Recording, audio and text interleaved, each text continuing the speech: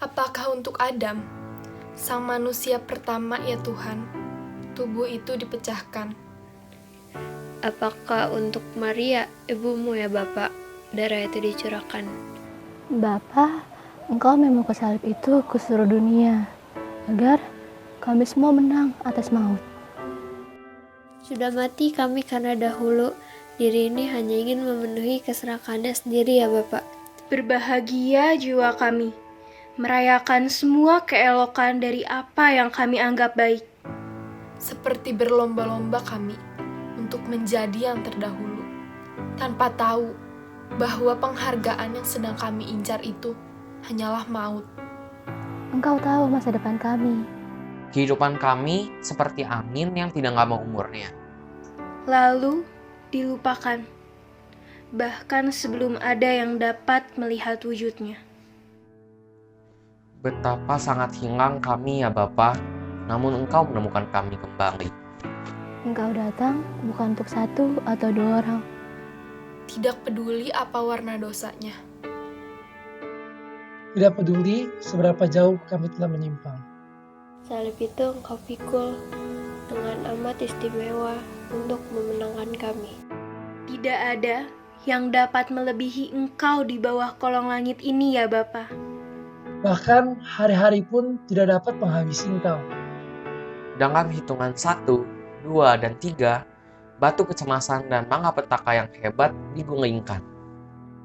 Tidak tahu lagi aku ya Bapa, jika ada lagi kisah romantis yang dapat menandingi kemenangan ini. Di mana-mana kami pergi mencari kasih, namun tidak kami temukan.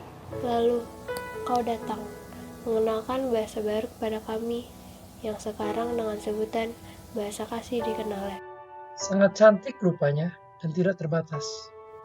Kami memahami bahwa Engkaulah kasih itu.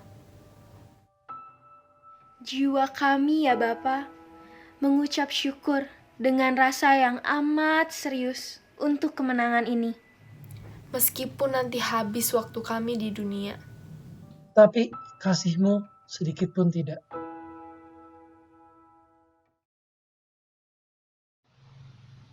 Hai Yud, gimana nih kabarnya kalian semua di rumah? Baik-baik aja kan? Tetap stay at home ya guys. Jadi hari ini kita mau ngerayain Paskah Yud. Bener banget tuh. Mari sama-sama kita menyanyikan lagu pujian Allah Bangkit. Allah bangkit, bersoraklah. Allah bangkit, bernyanyilah. Musuh dikalahkan, umatnya dibebaskan. Allah dahsyat di tempat kudusnya. Gerakkanlah kekuatan-Mu ya Allah. Tunjukkanlah kuasa-Mu ya Tuhan. Serahkan musuh-Mu, selamatkanlah umat-Mu. Allah dahsyat di tempat kudusnya. Allah bangkit, bersoraklah. Allah bangkit, bernyanyilah. Musuh dikalahkan, umatnya dibebaskan. Allah dahsyat di tempat kudusnya. Gerakkanlah kekuatan-Mu ya Allah. Tunjukkanlah kuasa-Mu ya Tuhan. Serahkan musuh-Mu, selamatkanlah umat-Mu. Allah dahsyat di tempat kudusnya. Allah bangkit, bersoraklah. Allah bangkit, bernyanyilah. Musuh dikalahkan, umatnya dibebaskan. Allah dahsyat di tempat kudusnya. Allah bangkit, bersorak.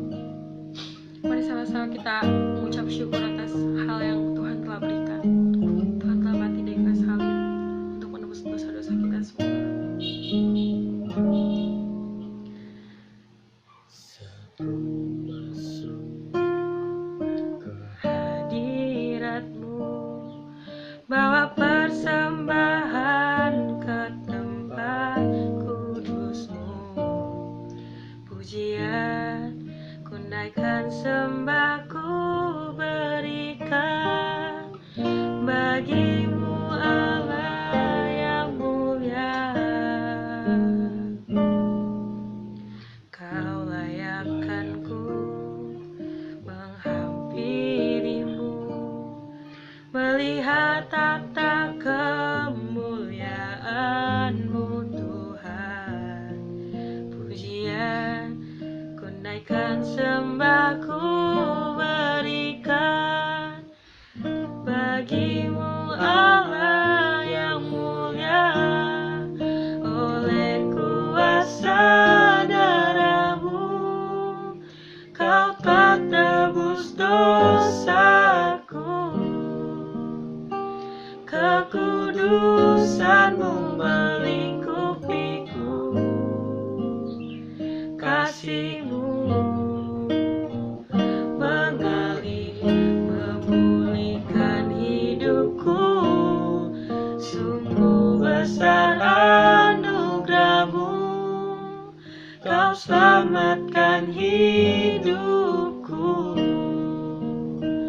Ku menjadi ciptaan yang baru oleh kuasa darah-Mu. Kuasa darah-Mu, Kau telah tebus dosaku. Kekudusan-Mu melingkupiku. Kasih-Mu mengalir memulihkan hidupku. Sungguh besar anugerah-Mu, Kau selamatkan hidupku. Ku menjadi ciptaan yang baru oleh kuasa darah-Mu. Markus 16 ayat 6. Tetapi orang muda itu berkata kepada mereka, "Jangan takut. Kamu mencari Yesus orang Nazaret yang disalibkan itu. Ia telah bangkit. Ia tidak ada di sini. Lihat, inilah tempat mereka membaringkan dia." Tuhan telah bangkit. Kuasa darah-Mu, kebangkitan Tuhan memberikan kita hidup yang baru. Kekudusan-Mu melingkupiku. Kasih-Mu mengalir memulihkan hidupku. Sungguh besar anugerah-Mu, Kau selamatkan hidupku. Ku menjadi ciptaan yang baru oleh kuasa darah-Mu.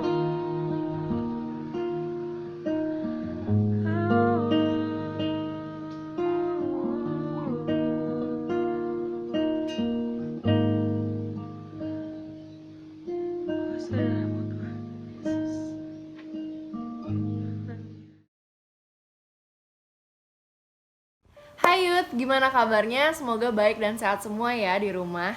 Nah, hari ini aku senang banget berkesempatan buat berbagi firman bareng kalian. Tapi sebelum kita memulai segala sesuatu, mari kita berdoa bersama dulu ya.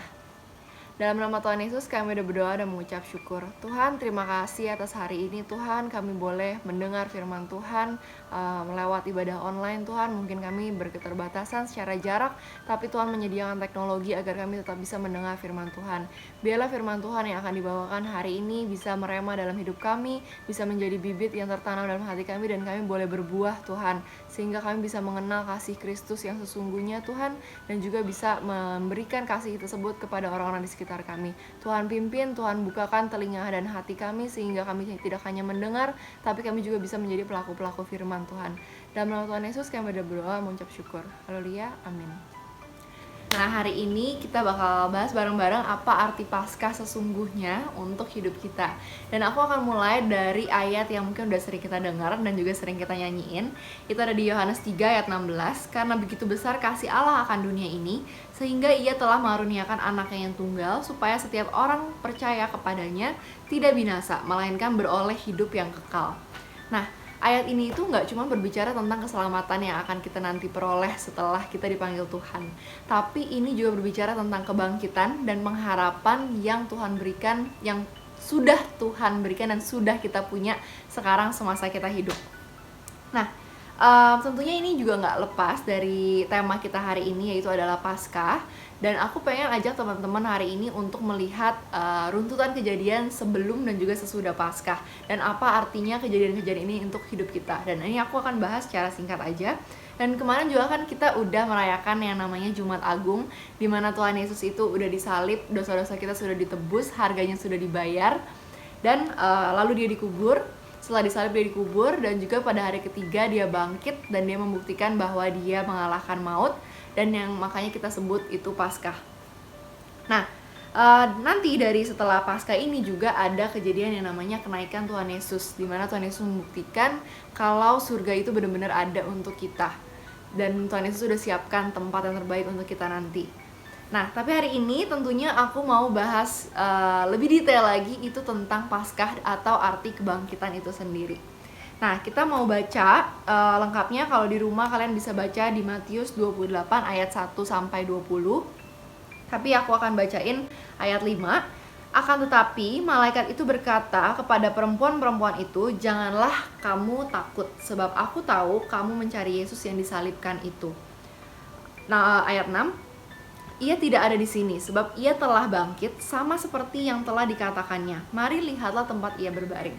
Nah, ini diceritain bahwa Maria ibu Yesus dan Maria yang lainnya itu lagi berkunjung ke kubur Yesus untuk melihat Tuhan Yesus. Tapi ternyata Tuhan Yesus udah nggak di kuburnya. Kuburnya itu udah kosong dan dia sudah bangkit. Nah, hal ini itu sebenarnya udah dinubuatkan oleh Tuhan Yesus. Tuhan Yesus udah tahu dia akan disalibkan dan dia juga akan bangkit di hari ketiga. Itu Tuhan Yesus sudah tahu. Nah, makanya kita harus baca juga di Matius 27 ayat 63. Ini dimana orang-orang Farisi lagi berbicara kepada Pilatus. Dan mereka berkata, "Tuan, kami ingat bahwa si penyesat itu sewaktu hidupnya berkata, sesudah 3 hari aku akan bangkit." Jadi Tuhan Yesus itu udah tahu kalau dia itu akan bangkit di hari ketiga. Dan dia membuktikan itu. Dia nggak cuma ngomong doang aku akan bangkit, tapi dia benar-benar bangkit.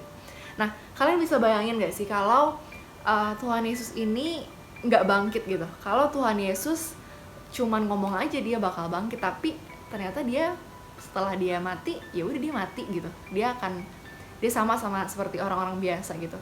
Bisa bayangin gak sih? Nah, kalau Tuhan Yesus nggak bangkit, berarti firman-firman dia, ajaran-ajaran dia itu berarti ya nggak berarti apa-apa, karena dia akan sama seperti manusia biasa pada lainnya. Dia akan mati dan dia akan mungkin dilupakan gitu. Tapi karena dia bangkit, karena dia membuktikan kalau dia bangkit, dia benar-benar bisa mengalahkan maut, makanya dia benar-benar membuktikan kalau dia itu adalah anak Allah. Dia yang memegang semuanya. Bahkan dia pun udah tahu gitu. Dari awal pun dia udah tahu dan dia udah kasih tahu kepada orang-orang kalau dia akan bangkit, dan dia buktikan itu. Nah, ini kebangkitan ini berarti kayak sesuatu yang membuktikan satu, dia adalah benar-benar anak Allah gitu. Dia benar-benar membuktikan bahwa dia memegang kontrol hidup kita. Dia Alfa dan Omega, awal dan akhir. Dia tahu dari awal dari awal sampai akhir. Dia tahu setiap apa yang akan terjadi di hidup dia dan hidup kita. Ini Tuhan Yesus sudah buktikan karena dia sudah bangkit mengalahkan maut. Nah, mungkin maut untuk hidup kita, mungkin bagi manusia tuh maut itu adalah akhir ya. Akhir atau bisa dibilang permasalahan hidup manusia yang paling besar gitu, yang paling kita takut-takutin gitu adalah kematian gitu. Nah, tapi ini Tuhan Yesus untuk masalah yang sangat besar, yang mungkin yang masalah kematian ini Tuhan Yesus udah kalahkan gitu. Mungkin buat kita kematian itu adalah mentoknya dalam hidup manusia gitu. Tapi Tuhan Yesus udah lampaui itu, dan Tuhan Yesus sudah buktikan kalau dia benar-benar anak Allah yang memegang kontrol atas semuanya. Dan Ini yang membuat dia itu berbeda dengan pemimpin-pemimpin agama lainnya mungkin pada saat itu gitu, karena dia benar-benar membuktikan apa yang dia bicarakan gitu. Dia membuktikan kalau dia berbeda dan dia benar-benar kebenaran gitu. Nah, ini adalah sesuatu pengharapan dan juga kebangkitan untuk kita kalau kita benar-benar menyembah Allah yang hidup, Allah yang tahu akan segala sesuatu yang terjadi dalam hidup kita. Kalau permasalahan terbesar yaitu adalah kematian aja Tuhan sudah lampaui, Tuhan sudah kalahkan, apalagi hal-hal yang mungkin sekarang kita hadapi gitu, yang mungkin kesulitan-kesulitan yang semasa hidup kita sedang hadapi gitu. Karena dia bangkit, kita juga akan bangkit. Karena dia bangkit, karena dia bisa mengalahkan maut, kita juga bisa mengalahkan apapun permasalahan yang ada dalam hidup kita. Mungkin sekarang kita merasa udah gak ada harapan, udah mungkin hidup kita udah hubungan dengan orang tua udah hancur, hubungan keluarga dengan hancur, mati, semangat sudah mati, hubungan dengan teman-teman udah mati, terus juga mungkin yang masih sekolah mungkin kayak merasa ini kayaknya nilai gue udah gak ada harapan, atau kayak masa depan gue udah gak ada harapan, entah itu dari masalah biaya, financial, atau apapun itu. Tapi Tuhan Yesus memberi kita pengharapan gitu. Tuhan Yesus sudah buktikan masalah yang terbesar sudah dia kalahkan, apalagi masalah kita yang disebut masih duniawi gitu, masih hal-hal kecil yang mungkin gak ada apa-apanya dengan masalah Tuhan Yesus yang pada saat waktu itu gitu. Tapi Tuhan Yesus sudah mengalahkan itu. Karena Tuhan Yesus sudah bangkit, maka kita juga harus bangkit, dan kebangkitan itu juga berlaku untuk kita. Nah, ini juga mengingatkan aku akan ayat di Yohanes 14 ayat 16. Sebab aku hidup dan kamu pun akan hidup. Ini Tuhan Yesus yang bilang sendiri. Kayak karena aku Allah yang hidup, kamu pun akan hidup gitu. Kamu pun akan baik-baik aja gitu. Kayak itu ini buat aku personally kayak Tuhan Yesus lagi bilang, karena aku hidup, aku memegang kendali dari awal sampai akhir hidup kamu gitu. Gak ada sedikit pun hal yang lepas dari kontrolnya Tuhan Yesus gitu.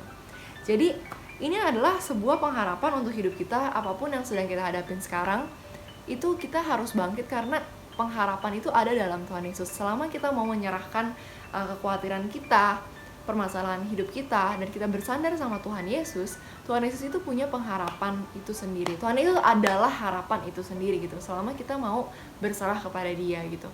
Karena dia sudah membuktikan dia Allah yang hidup, dia yang memegang kendali atas semuanya. Jadi ini adalah Paskah ini menurut aku sendiri juga adalah suatu pengharapan untuk hidup kita, nggak cuma nanti saat kita mati, tapi juga sekarang yang udah ada dari segala persoalan-persoalan hidup kita, itu selalu ada pengharapan karena Tuhan Yesus bersama-sama dengan kita. Gitu. Jadi ini adalah suatu privilege untuk kita yang percaya sama Tuhan Yesus, bahwa kita punya pengharapan, kita punya kebangkitan di semua masalah hidup kita. Dan itu yang harus kita lakukan sekarang gitu. Kita harus punya faith itu, kita harus punya iman itu, bahwa karena Tuhan Yesus sudah membuktikan dirinya, tentunya masalah kita yang sekarang ini bukan apa-apa buat dia gitu. Selama kita memberikan itu ke tangan Tuhan, Tuhan akan memegang kontrol atas semuanya. Nah, mungkin mungkin ya itu gitu, kayak mungkin dalam hidup kita kadang kehilangan harapan, kita merasa masa depan kita udah hancur, udah nggak ada apa-apalah, udah nggak ada pengharapan, udah mati gitu, kita udah mengalami kematian itu sekarang saat lagi kita masa hidup. Tapi guys, lihat ini firman yang Tuhan buktikan sendiri gitu, kayak ini loh permasalahan terbesar manusia yang kematian itu aku sudah kalahkan. Gimana permasalahan kalian itu pasti aku juga akan pegang itu gitu, aku juga akan selesaikan itu gitu. Nah, mungkin another problem atau masalah lainnya, mungkin kadang kita suka merasa diri kita itu nggak layak, atau kita sudah terlalu berdosa lah gitu, atau kita nggak pantas menerima ini, atau mungkin kita masih ragu gitu, kayak apakah Tuhan bakal beneran menyelamatkan aku, apakah Tuhan bener-bener memegang kendali. Nah, coba ini juga salah satu yang menarik. Kita lihat di Markus 16 ayat 7, di mana ini juga menceritakan saat malaikat mengunjungi Maria di kubur Yesus, dan dia bilang seperti ini. Tetapi sekarang pergilah, katakanlah kepada murid-muridnya dan Petrus, ia mendahului kamu ke Galilea. Di sana kamu akan melihat dia seperti yang sudah dikatakannya kepadamu. Nah, kalau kita tahu, itu tuh Petrus itu adalah salah satu murid Tuhan Yesus yang menyangkal dia sebanyak 3 kali. Dan di sini saat Tuhan Yesus bangkit, setelah Tuhan Yesus bangkit dan dia menyuruh untuk murid-muridnya ke Galilea, dia menyebut nama Petrus gitu. Nama Petrus yang disebut oleh malaikat. Jadi bahkan untuk Petrus yang sudah menyangkal Tuhan Yesus sebanyak 3 kali, nama dia masih disebut ketika Tuhan Yesus mau menampakkan dirinya di akhir setelah dia bangkit. Jadi apa ya, ini suatu pengharapan yang sangat besar untuk kita gitu. Mungkin sama perihalnya kayak kita sering menyangkal Tuhan Yesus dalam hidup kita. Mungkin kita juga WPDA masih jarang atau masih banyak melakukan kesalahan. Tentunya kita nggak akan luput dari kesalahan ya. Dan kita juga mungkin masih ragu-ragu untuk mendekati Tuhan Yesus gitu, ke gereja juga mungkin masih malas, baca Alkitab mungkin masih jarang. Nah, ini keselamatan dan pengharapan yang berlaku untuk kita semua selama kita mau berlari ke Tuhan Yesus, percaya sama Tuhan Yesus, percaya bahwa Dia adalah Allah yang hidup, yang benar-benar bangkit dari maut, dan Dia juga akan membangkitkan hidup kita. Nah, ini menurut aku setelah aku renungkan gitu ya, kayak Petrus ini kan sebelum Tuhan Yesus disalib, dia adalah orang yang menyangkal Tuhan Yesus kan. Tapi setelah Tuhan Yesus bangkit, itu nama Petrus yang disebut gitu. Nama Petrus yang diminta oleh malaikat untuk dari murid-muridnya dan Petrus gitu.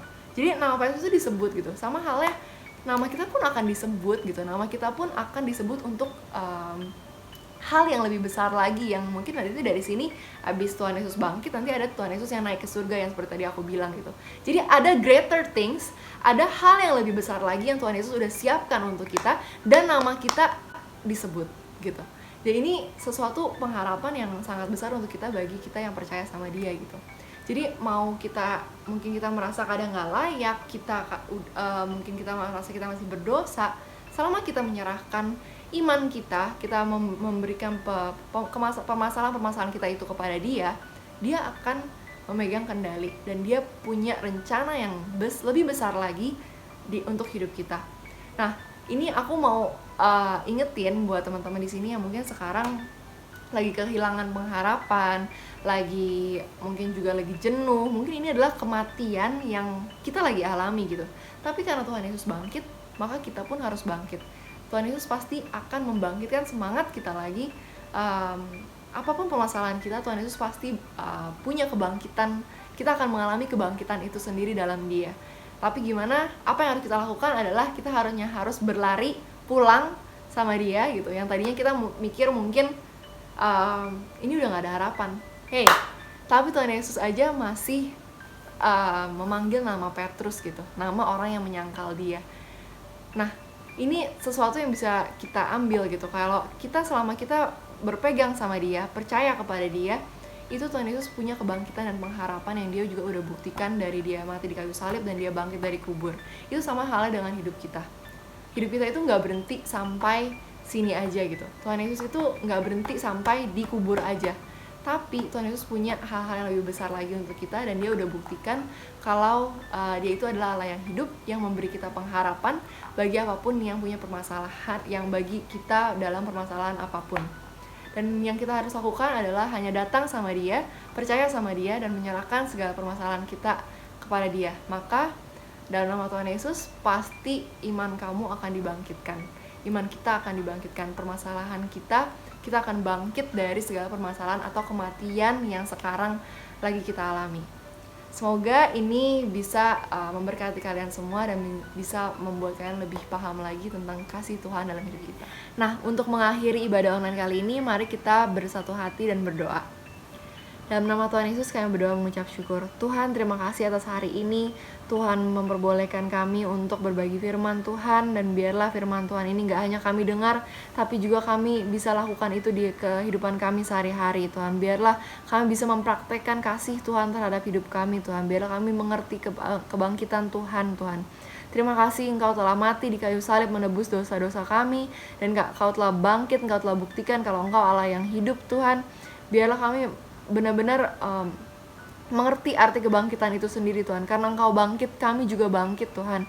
Kami tahu gak ada kekuatan yang lebih besar daripada Engkau saja Tuhan. Semua kekuatan kami ya Tuhan, kebangkitan dalam iman kami itu hanya berasal dari Engkau saja Tuhan. Dan biarlah kami cukup rendah hati Tuhan untuk meminta pertolongan Tuhan, untuk meminta campur tangan Tuhan. Karena kami tahu Tuhan yang memegang kendali dari hal kecil sampai hal paling besar dalam hidup kami. Kami gak perlu takut, kami gak perlu khawatir dalam segala kendala atau situasi apapun dalam hidup kami Tuhan.